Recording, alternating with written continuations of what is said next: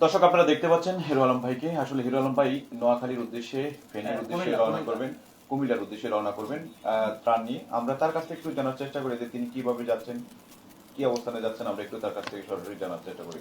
ভাই, কি অবস্থা, কেমন আছেন? এই তো মোটামুটি আমি ভালো, কিন্তু দেশের মানুষ এই অবস্থায় ভালো নাই, কারণ আমিও ভালো নেই তার সাথে। কারণ দেশের যে অবস্থা এখন বর্তমানে, আমাদের এত বড় একটা ক্ষতি করলো আমাদের ভারত, পার্শ্ববর্তী দেশ ভারত সরকার, যে আমাদের এই দেশটাকে তারা এই সময়ে কেবল দেশটা গুছিয়ে উঠতেছে। একটা আমরা কয়েকদিন আন্দোলন থেকে কাটিয়ে না উঠতে আর একটা আন্দোলনে পড়ে গেলাম।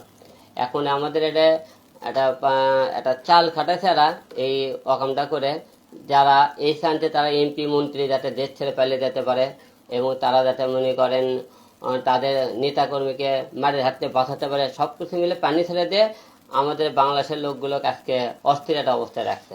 তো আমরা আগামীকাল টার্গেট করেছি আমার হিরো আলমের ফাউন্ডেশনের আমার নিজস্ব তহবিল থাকে, এখানে কি আরও সাহায্য না, কারো কিছু না। আমরা অনেকেই বলেছিল ভাই আপনি কারো থেকে একটু সাহায্যের কথা বলবেন, তাই আমরা এখন পর্যন্ত আমরা ফেসবুকে স্ট্যাটাস দিয়েছি, আমরা অনেকের কাছে বলেছি, কিন্তু এখন পর্যন্ত আমরা কারো থেকে কোনো রকম সহযোগিতা পাইনি। অনেকে বলে আপনি মানুষের কাছে বললে আপনাকে অনেকে সহযোগিতা করবে, কিন্তু আমরা কিন্তু এখন পর্যন্ত কোনো, কেউ তো বলতে পারে যে হিরো আমাকে 100 টাকা দিছি, আমরা এখন পর্যন্ত কারো থেকে নিইনি, আমাকে দেয়নি। আমার সে নিজস্ব প্রোডাকশন থেকে আমি আগামীকাল আমরা কুমিল্লা, ফেনী, আমরা যে সমস্ত এলাকার আজকে রাত্রে খবর নিতেছি কোন এলাকার সবচেয়ে মনে করেন বেশি বন্যা হয়, তার খাবার কোন জায়গায় এখনো যায়নি। আমরা তো খালি সবারটা এসেছি কুমিল্লায়, সবাই দৌড় বেশি যাইতেছে, কিন্তু আমরা খবর নিতেছি কোন জায়গায় খাবারটা এখনো পৌঁছেনি। আমরা যারা লাইভে আছেন এবং যারা দেখতেছেন অবশ্যই আমাদেরকে একটু জানানোর চেষ্টা করবেন যে এই এলাকায় এখনো খাবারটা পৌঁছেনি, এই এলাকাতে আমরা খুবই সমস্যায় আছি।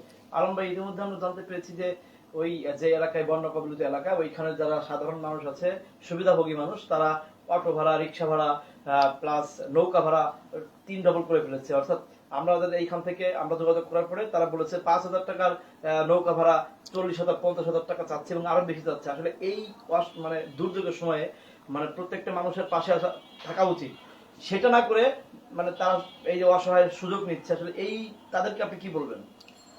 এখন আপনার একটা কথা বলতে চাই, যারা আজকে সুযোগ নিতেছে, একদিন কেউ যদি বিপদে পড়ে তাকে তো উদ্ধার না করে আপনি বিপদে ফেলান, তারাও কিন্তু একদিন বিপদে হবে। আপনি আজকে মানুষের বিপদ ফেলে আপনি কায়দা করে টাকা নেবেন, এই টাকাটা কিন্তু আপনাদের উসুল হবে না।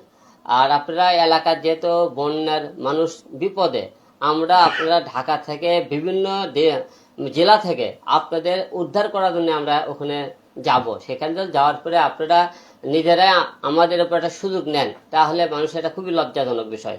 এখন আমরা অনেকে টাকা খোঁজ নিয়েছি যে একটা নৌকার ভাড়া ধরেন 3,000 টাকা 5,000 টাকা হাইস্ট হতে পারে, সেই নৌকা ভাড়া আজকে 20,000 থেকে 30,000 টাকা। একটা অটো ভাড়া মনে 200 টাকা, সেই অটো ভাড়া চাইছে 1,000 টাকা। তাহলে এইরকম যদি মানুষের বিপদে যদি আপনারা সুযোগ নেন, তাহলে বাংলাদেশের মানুষ সেবা করা কিন্তু মানুষের পাশে দাঁড়ালে কিন্তু বাদ দিয়ে দেবে। তাই আপনাদের এলাকায় একটা কথা বলবো, আপনারা অন্তত এই কাজটা করেন না যে মানুষের বিপদে আপনারা তাদের পাশে না দাঁড়িয়ে আপনারা উল্টো পাল্টা কিছু করেন না। আলম ভাই, আমি বলতে চাইবো আপনি কোন এলাকায় বিশেষ করে ত্রাণ দেওয়ার উদ্যোগ নিয়েছেন এবং আপনার সেখানে যাওয়ার প্রক্রিয়া কি, আপনি কিভাবে যাবেন? যেহেতু আমরা শুনতে পাচ্ছি বা বিভিন্নভাবে খবর আসতেছে, ট্রলার বলেন, নৌকা বলেন, ভাড়া তারা 3 গুণ বা 4 গুণ বাড়িয়ে ফেলেছে এবং সাধারণ মানুষ থেকে তারা যারা যাচ্ছে ত্রাণ নিয়ে, তাদের কাছ থেকেও নাকি তারা অনেক ভাড়া চাচ্ছে, অধিক ভাড়া চাচ্ছে। তো আপনি সব মিলিয়ে মানে কোন এলাকায় যাবেন বা আপনি কি ধরনের আশঙ্কা করছেন যে আপনি কিসে করে যাবেন? আসলে আমরা মূলত আমাদের গাড়ি নিয়ে যাব, আমার পার্সোনাল যে গাড়ি আছে গাড়িটা নিয়ে যাব। ওখান থেকে যাওয়ার পরে আমরা একটা নৌকা ট্রলারে যাওয়ার চিন্তা ভাবনা করেছি। এখন আমরা শুনতেছি ওখানকার ট্রলার নৌকায় নাকি খুবই দাম বেশি, আর পাওয়া যাচ্ছে না খুব একটা। তাও আমরা লোক আজকে খোঁজ নিতে পাঠাইছি যে আমি যেহেতু কালকে আসবো, আমার জন্য যে কোনো নৌকা হোক ট্রলারে একটা ব্যবস্থা করো, যে আমার যে সমস্ত লোকেরা আছে, আমার টিমরা আছে, তারা একটা নৌকা ট্রলারে একটা ব্যবস্থা করবে আশা রাখতেছি। আপনার টিম বা যে সকল লোক আপনার আছে তারা নৌকা বা ট্রলারের ব্যবস্থা করবে, তো কথা হয়েছে কিনা, মানে কি ধরনের ভাড়া চাচ্ছে তারা? না, তারা দেখতেছে আমাদের টিম এখনো পৌঁছেনি, রোডে আছে এখন। আমাদের টিম আজকে নামাজ পড়ে রওনা দিয়েছে, এখনো মনে করেন পৌঁছেনি। পৌঁছানোর পরে আমি এই জিনিসটা জানতে পারবো, যেহেতু আমি আগামীকাল যাবো, তারা আজকে দেওয়ার পরে ওটা একটা ব্যবস্থা হয়ে যায়। শোনেন, মানুষ এমন কোনো কাজ নাই যে হয় না, একটু এই কি আমাদের সমস্যা হয় আর কি, হয়তো আমাদের মানে কষ্ট হবে, হয়তো আমরা তো নৌকো নাও পাই, হয়তো ভেঙে ভেঙে হয়তো আমাদের অটো রিক্সা যে কোনোভাবে হয়তো পৌঁছে আমাকে দিতে হবে, কারণ আমরা যাব তাদের সাহায্য করার জন্য, তাদের পাশে দাঁড়ানোর জন্য।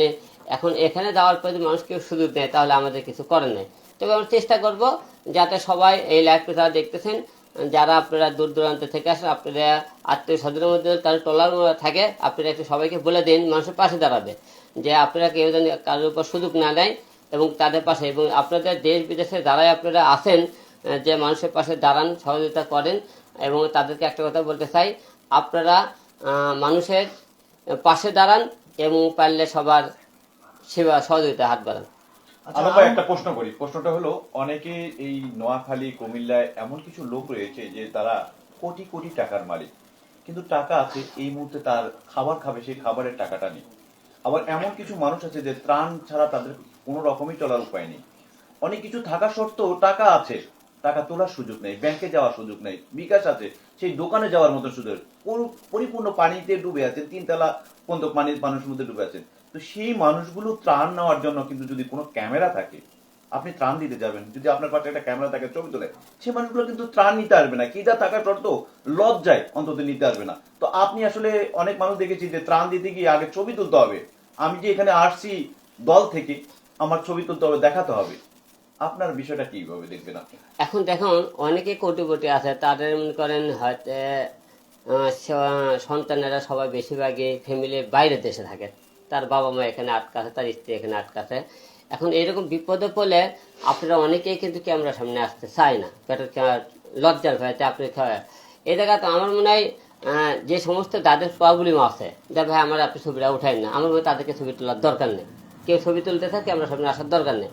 এবং আপনারা যে যারা মনে করেন এত কিছু থাকার পরেও আপনাদের কাছে অনেক টাইমে খাবারের জন্য গিয়েছে, মনে হয় না তাদের উপর আপনারা কেউ এই বিষয়ে টর্চারিং করা, কে তাকে প্রেশার করা, এবং যে খাবার দেবে গেছে তাকেও মনে হয় না কেউ মনে এখানে কথা বলা ঠিক না। আলম ভাই, আমি একটা কথা বলি, অনেকেই আছে যে না, ভাইয়ের সাথে আমি বলি, অনেকেই আছে না খাই থাকবো, ক্যামেরার সামনে আসবে না।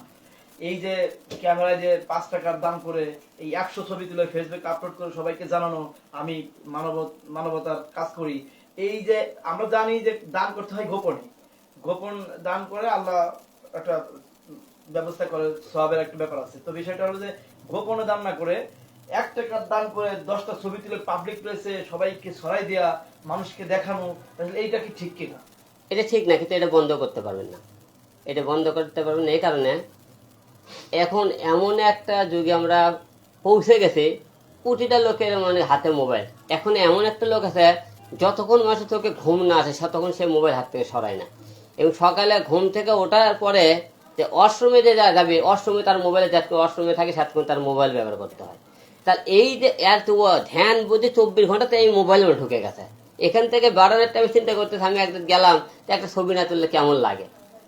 এটা মানুষের একটা ফ্যাশন হয়ে গেছে এখন। এটা কেউ মনে করেন আপনি যতই চেষ্টা করেন এটা কেউ রাখতে, আপনি রক্ষা করতে চাইলেও পারবেন না, কারণ এটা মানুষের একটা ফ্যাশনে পরিণত হয়ে গেছে।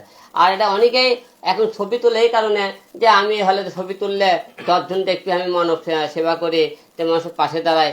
একদিকে এটা ভালো, একদিকে খারাপ। আবার একজন হয়তো কোটি কোটি টাকা আছে, সেই লোক মনে করেন ভিতরে মানুষের পাশে দাঁড়ায়, সেবা করে না।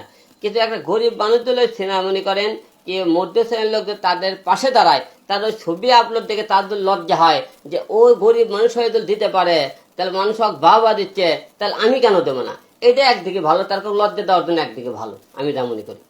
আলম ভাই, সিলেট, কুমিল্লা, ব্রাহ্মণবাড়িয়া এবং চিটং, ফেনী, চাঁদপুর, মানে দক্ষিণ খাগড়াছড়ি মিলিয়ে মানে ওই অঞ্চলটা পুরাটাই এখন বন্যা কবলিত এলাকা চিহ্নিত হয়েছে। এবং কিছু কিছু জায়গায় ত্রাণ পাচ্ছে, কিছু কিছু জায়গায় ত্রাণ পাচ্ছে না।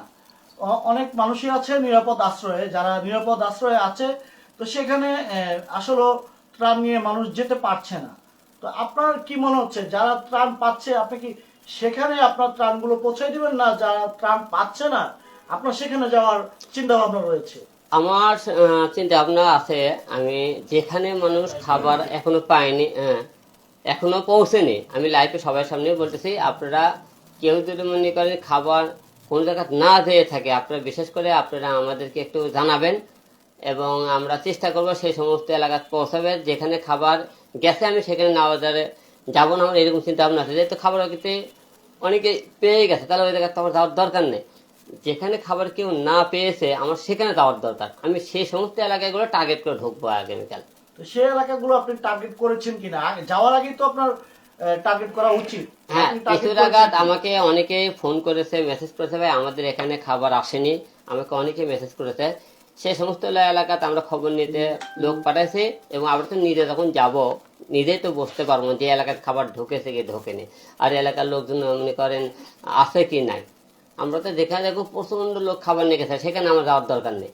যে জায়গায় খাবার গেছে আমি তো দেখি, আমি কোনো জায়গায় খাবার নিয়ে যাওয়ার পরে যে অনেক খাবার ওখানে গেছে, আমি ওখান থেকে খাবার গাড়ি ব্যাক করে আমি অন্য রোডে চলে যাবো, ওখানে আমি খাবার দেবো না। কারণ যেহেতু এখানে অনেক খাবার, এখানে তো আমার দেওয়ার দরকারই নেই। আমি গাড়ি ঘুরে পৌঁছে দিলাম, খাটনি হলেও আমি আরেক রোডে চলে যাবো যেখানে খাবার না পৌঁছে গেছে।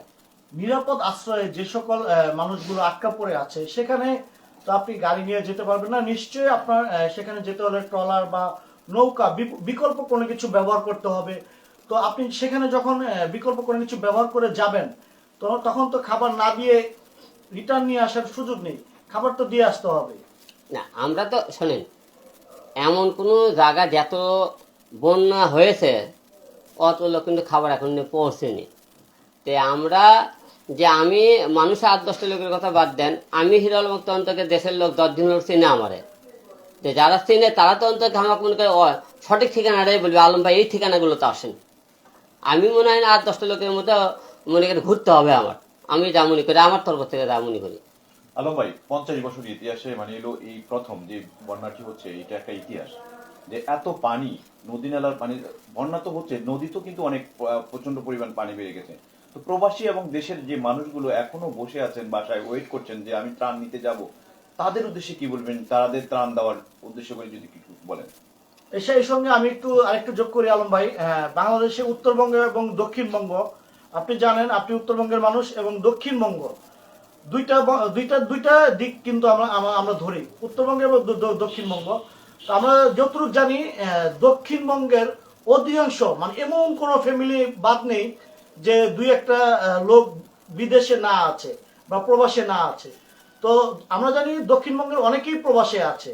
তো আপনি কি মনে করছেন, প্রবাসীরা কি এই মানে ক্লান্তি লোক নেই, তারা কি এগিয়ে আসবে? মানে তাদের প্রতি আপনার কি ধরনের আহ্বান রয়েছে?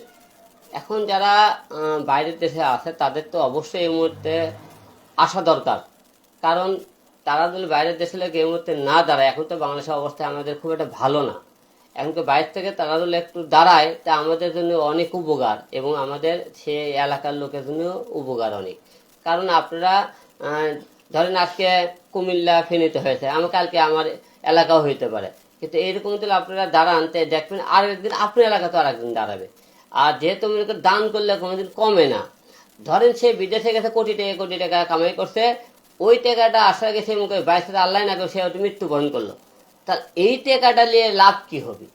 ওর থেকে তো কিছু টাকা মনে করে এই মুহূর্তে দান খরচ করে, তাহলে মরার পরেও তো অন্তত ওইটুকু নিয়ে যেতে পারলো, টাকাটা তো না নিতে পারে।